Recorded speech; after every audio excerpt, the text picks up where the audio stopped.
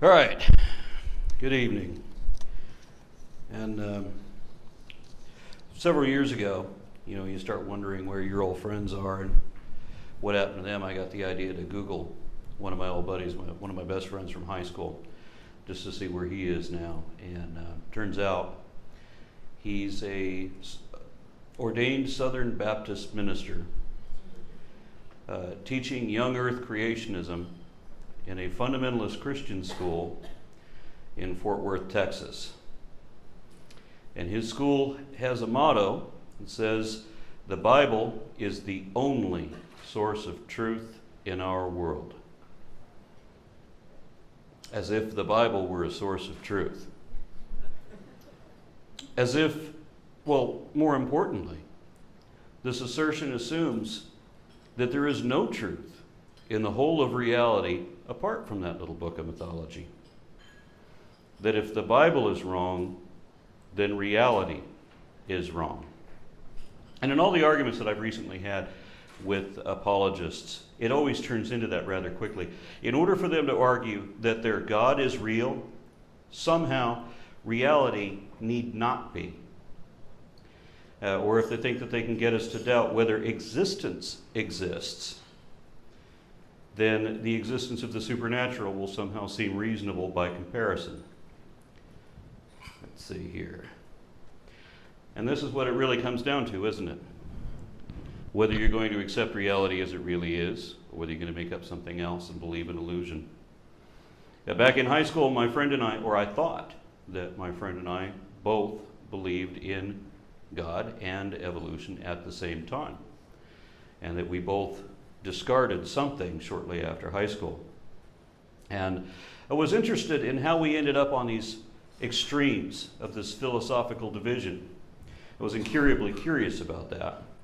So I paid him a visit, and we talked for quite a while, but I just couldn't reach him. Trying to reason with the religious is a bit like going through the looking glass following Alice. I couldn't pin him to any definitions, couldn't get him to concede to any error of interpretation, and he artfully evaded every logical conclusion.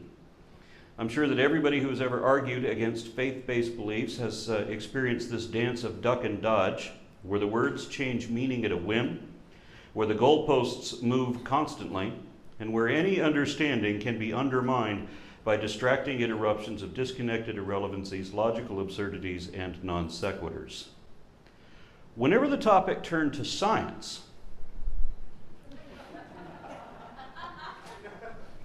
and he actually does look a bit like this, which is kind of funny, his pleasantly smiling face took on the glazed stare of a mannequin, as if he was chanting silent mantras in his head to keep the logic out.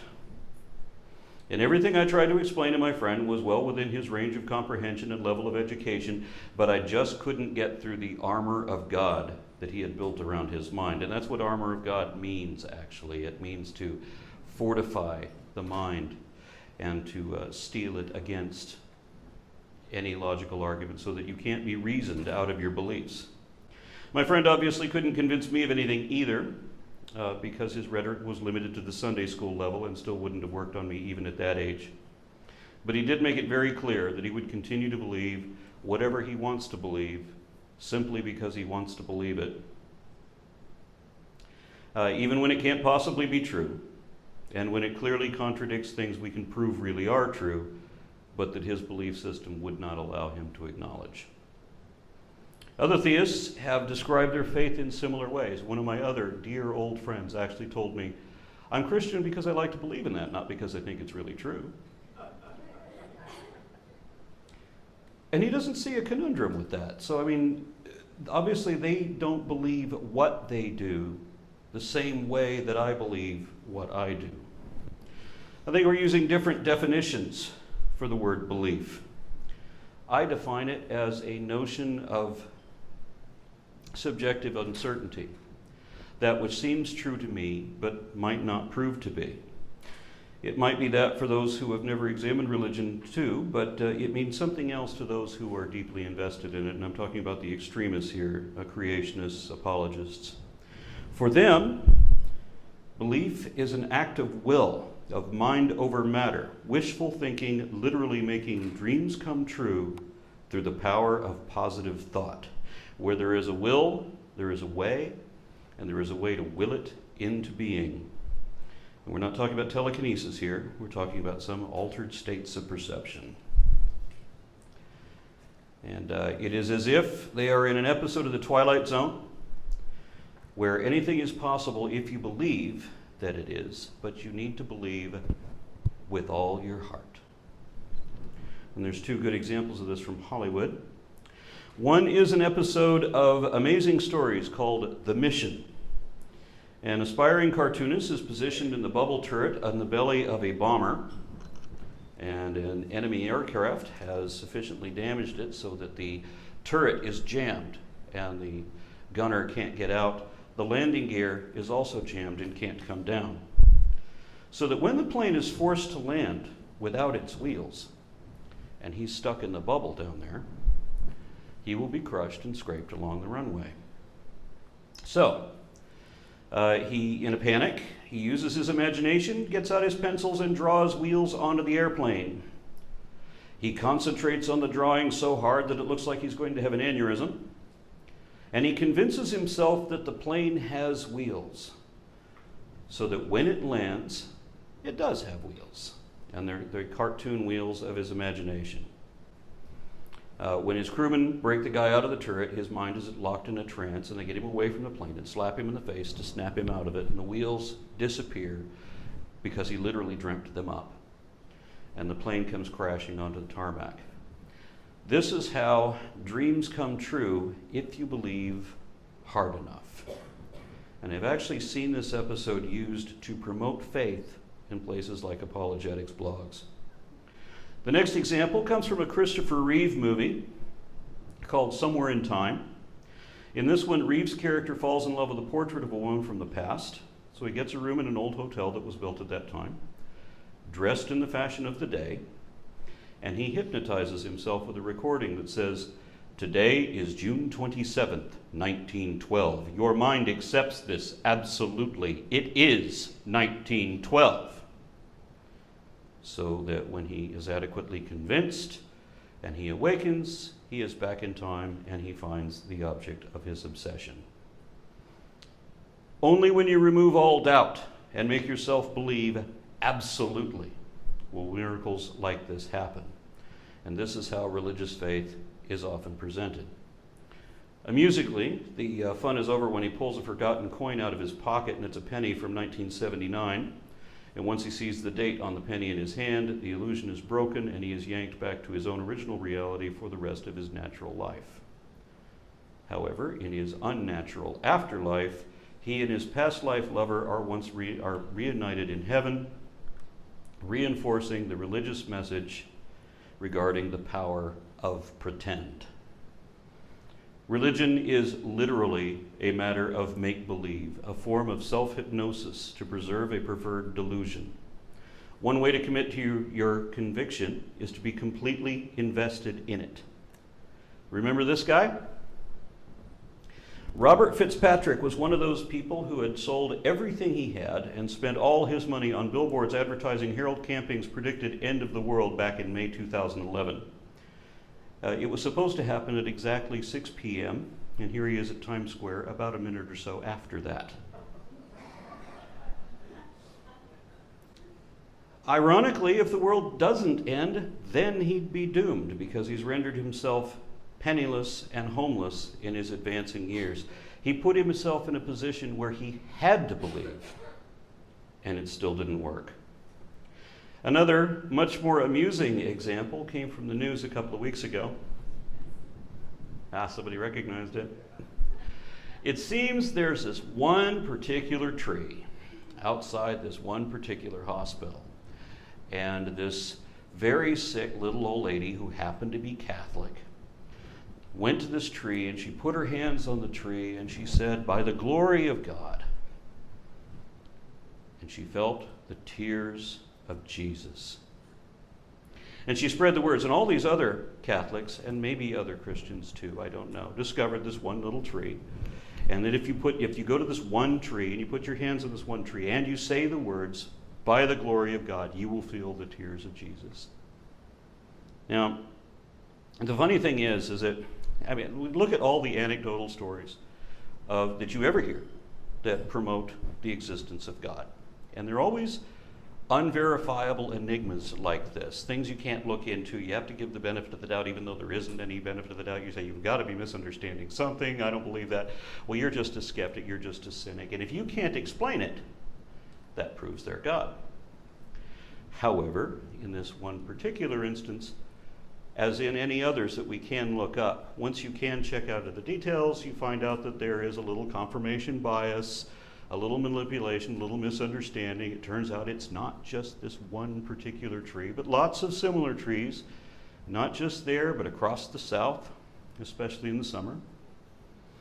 And they will drop this rain on you, whether you say by the glory of God, or whether you say what time is it, or whether you don't say anything at all, because it's summertime. And these trees are infested with lice. And the lice drink the sap out of the tree and expel it through their abdomen like a fountain. These people are getting pissed on by a bunch of bugs. Now, what's especially funny about this is not that. It's not that they're being pissed on by a bunch of bugs. It's what happens when some inconvenient jerk comes up and relates the truth to them and shows them the bugs and shows them what there really is. Were they embarrassed? Were they outraged? No, they were undaunted, because they prefer to interpret that this is the work of God being manifest here on earth. We have a saying down south: don't piss down my back and tell me it's raining. And that's supposed to mean don't take me for a fool. So how big a fool are you when you know you're being pissed on and you're still praising the rain? The Lord works in delirious ways. Now, and it's not just stupid people. I have a dear old friend who surprisingly looks like this guy. And this is somebody who is a genius. He's a very successful businessman. He's a very loving and caring husband and father, and he's somebody that I admire and respect very much. And you need to know that before I continue. This guy was once as smart and skeptical as anybody I ever knew. Then he was involved in a car wreck, which he survived, and he can't explain why he survived. And he just, now I'm sure that if he could replay the accident in slow motion, that he would understand what really happened, but you can't do that. So we decided that it must have been an act of God. And he had no reason to jump to that conclusion, but he did. And worse, he decided that it had to be the Christian God, and that worse than that, it had to be that the Bible isn't really wrong about all the things we know the Bible is wrong about. Well, it is a little worse than that. See, the wreck messed up his back. He's in agony every day, and he's already making excuses for a deity that does incomplete miracles. But, as I said, he's decided, because he lives in Texas, that it must be the Christian God and that the Bible must be correct. And I'm sure that if he was born in the Punjab province of India, he might just as easily have thought that it was Guru Nanak, or that it was Krishna, or that it was Allah. But of course, he lives in the land of televangelists. He's going to believe the God that he's conditioned to believe in. But it gets even worse. He added another pile of erroneous assumptions onto his already teetering heap. Because he didn't know the real explanation, he assumed it was magic. He further assumed it was a God. He assumed that it was the Christian God. And then he made the leap that the Bible was correct, and my friend became a creationist, despite all his genius. Now, the intellectual world would say that anything that is unexplained, or the religious world would say that anything that is unexplained by science is explained by God. But magic is not an explanation. It's an excuse for what you don't know. And if you look up the definitions of magic and miracle in a collection of dictionaries and compare them for consensus, you'll see that they have the same definition. They are the same thing. Effectively, just as a VIP is assassinated rather than murdered, a miracle is the sort of magic that a god does. Now, to be fair, that was many years ago, and my friend has made some progress since then. And let's see, I want to caution also that anytime we have a natural explanation, when we walked away for anything that used to be attributed to the supernatural, the natural explanation has always turned out to be a revelation of whole new fields of studies as yet or previously unimagined, and which are far more complex and fascinating than our previous notions of deities and witchcraft. Now, when my friend and I last spoke of this, he seems to have dropped the creationist nonsense and has worked his way back a bit closer to deism. I only bring it up now to show that it doesn't matter how smart you are. Faith circumvents the intellect, allowing smart people to believe some really stupid things. And on another, even more important note, is that once a creationist becomes engaged in the evolution debate, and they start learning what the real evidence and arguments actually are, they quickly find themselves facing a choice, whether to remain honest or whether to remain creationist. Because the deeper they delve, the more obvious it will be that they can't continue to be both. We've already seen that faith is unreasonable, irrational, illogical, illusional, and imaginary, but it's also deeply dishonest, and this is nowhere more obvious than in creationism. Of course, creation science isn't science at all, but a form of religious extremism which is opposed to science both in principle and practice. Creationism isn't just the belief that a God created everything. There are plenty of people who believe that who are not creationists. It's more a matter of how he did it. Creationists worship a book every bit as much as a deity. The book is what has to be infallible. So they insist that it has to be miraculous means rather than natural ones. Of course, they object to evolution by definition, but that's not their primary goal. It's actually methodological naturalism that they're opposed to. They want to be able to propose magic as an explanation. Creation science is pretty much the exact opposite of real science, but to some people it sounds scientific because they have real scientists betraying their own education in religiously motivated propaganda. For example, here we have a couple of creation scientists. Both of these men have a bachelor's degree in geology, and both are arguing over the same fossil.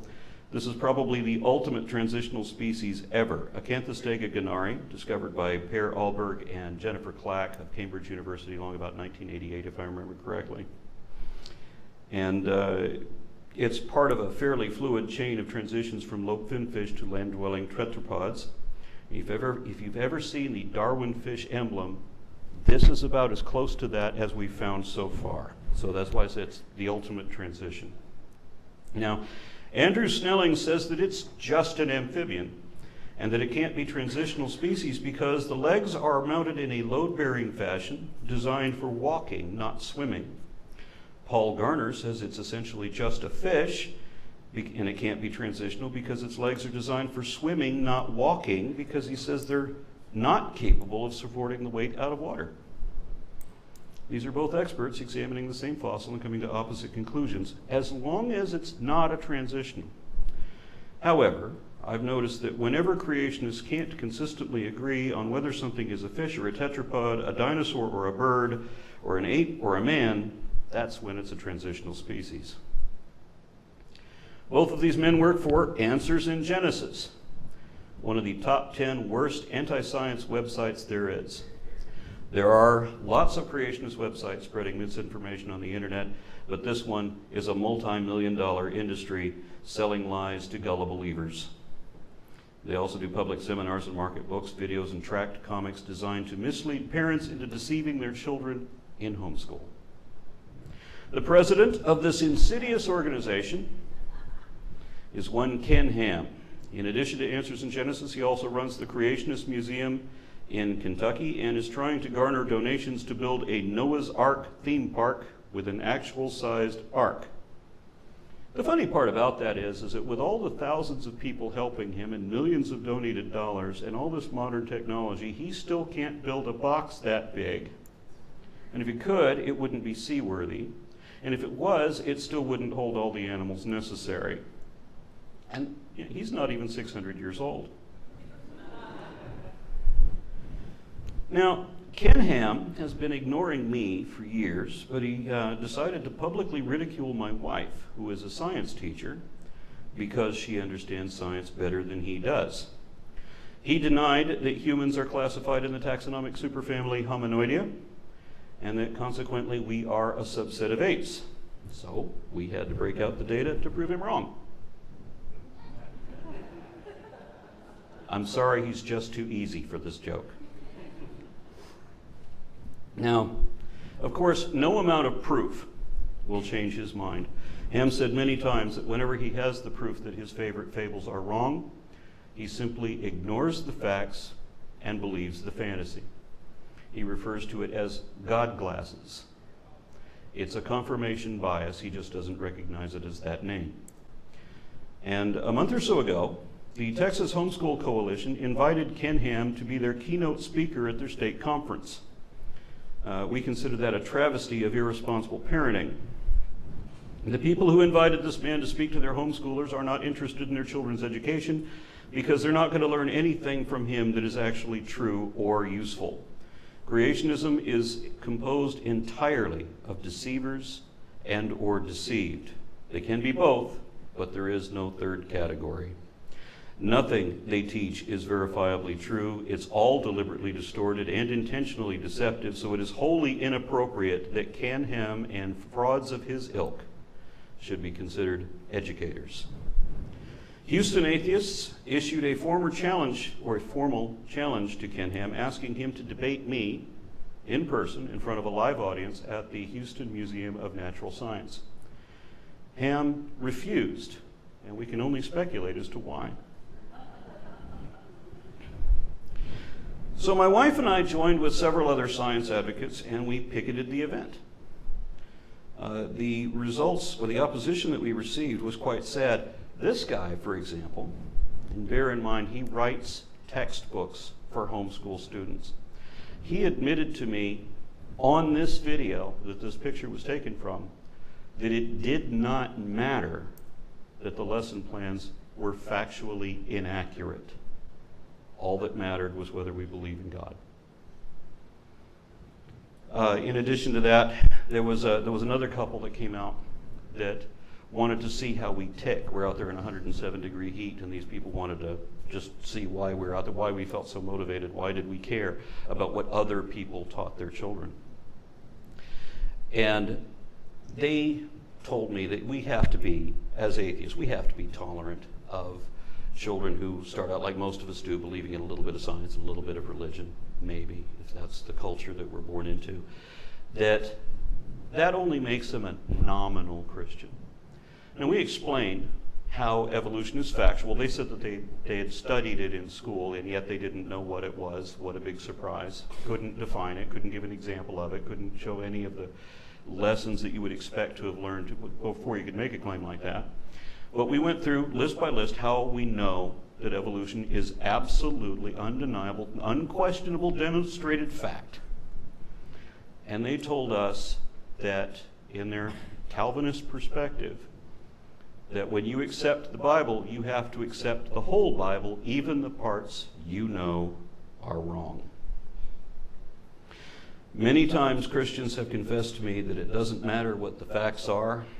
They're going to believe what they want to believe. But the truth is what the facts are. It's so irritating to me whenever I challenge someone's religious beliefs and they say, why can't I believe what I want to believe? This is an admission that they don't care what the truth really is and that they already know that that truth isn't what they want it to be. Why would somebody want to believe something that probably isn't true? Religious people have told me that they have a right to be wrong, meaning that they can believe whatever they want regardless what the truth is. And I suppose they do have that right. But do they have the right to teach that to their kids and have them perpetuate it? Do you have a right to teach your children that Columbus discovered Ohio in 1942? Or that Elvis Presley was an actual monarch ruling over these United States in the Middle Ages? I had to use these examples for these Calvinists to understand the necessity of factual accuracy in a school lesson. You can tell your kids that you believe that the moon landing was a hoax, or that you believe that 9/11 was an inside job ordered by alien reptiles of the Illuminati. But you can't teach that as an established fact. You need to distinguish knowledge from beliefs. It is dishonest to assert as fact that which is not evidently true, and yet that's what all religions do. That's why Christians pretend to witness things they've never actually seen. They go on faith, not on sight, believing only what is not seen. If you look up the definition of faith, you'll see that the dictionary lists two different contexts. If the one for the common vernacular applies, wherein faith is a secure confidence in the validity and veracity of a given concept, then I have faith and the creationists don't, because I know that my position will be vindicated by an exploration of the facts, by analysis of the data. I know that mine is going to come out on top. And more than that, if mine does not come out on top, I still win, because I'll be corrected, and I would rather be corrected than be forever wrong and never know it. They have a belief system, which means that they have required beliefs and they have prohibited beliefs, and they must be defended and adhered to, so they dare not risk what my beliefs have to endure regularly. On some level, they already know that I'm right, and that their beliefs cannot withstand the scrutiny of science or critical thinking on any level, really, but that's not important to them.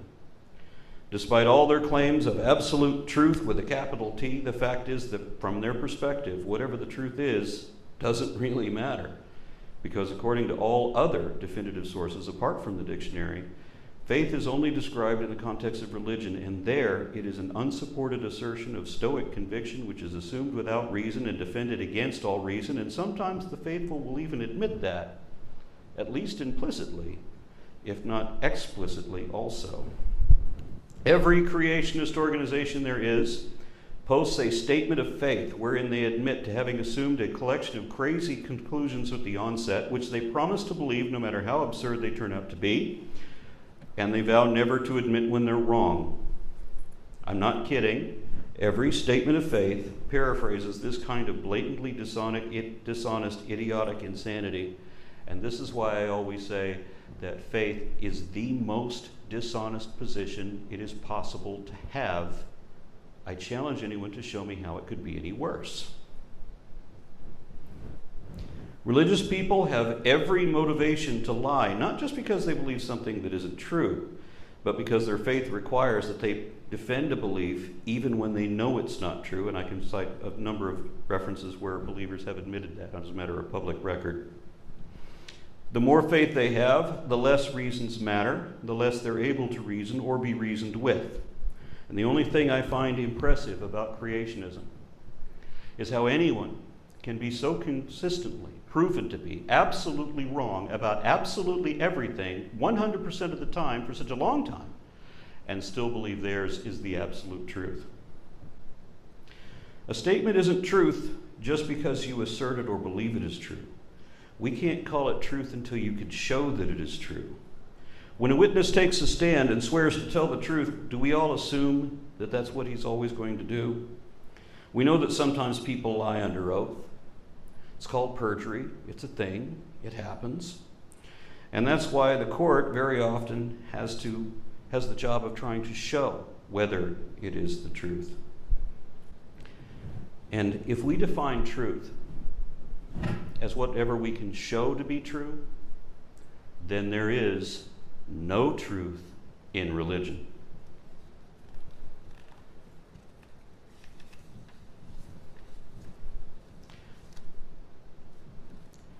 It strikes me that there are those who have a deep-seated need to believe, and they will lie in their defense of their alleged faith. And for others, natural curiosity is dominant.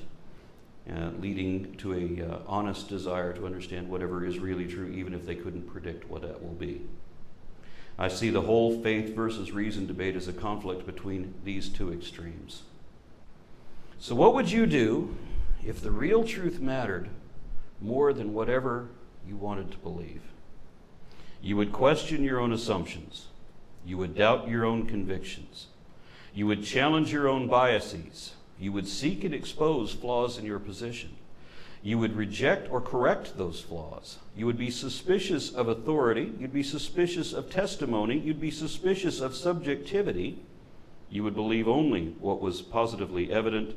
You would believe only tentatively even then. And you wouldn't believe anything on faith. It doesn't matter what you believe or what you believe in. All that matters is how accurate you can show your claims to be. If you can't show that you're right, you're not. That's the rule. And obviously I'm not speaking at this time to this collection of people. I'm speaking to those who might be watching on video. If you can't demonstrate that to any degree at all, by any means whatsoever, then we've nothing to talk about. There is only what is supported and what is not supported by evidence, and what is not supported does not warrant serious consideration. Come back when you have substance. Until then, having no reason to believe is a pretty good reason not to believe. And if you're talking about things with neither precedent nor parallel, things that can't be measured or analyzed, verified or falsified, and thus require faith, that one fact alone is sufficient indictment that it is not real. So people say, well, if there is no God, what is the meaning of life? And I say, well, what is the meaning of God? Because whether God exists or not is irrelevant. I missed this slide. I'm not done yet. I'm not done yet. I'm sorry, I missed this slide. I got into this. Whether God exists or not is irrelevant. Because whether anyone's God exists or not, either way, we are arrogant, vain, but still evolving apes, and all our sacred scriptures are man-made mythology.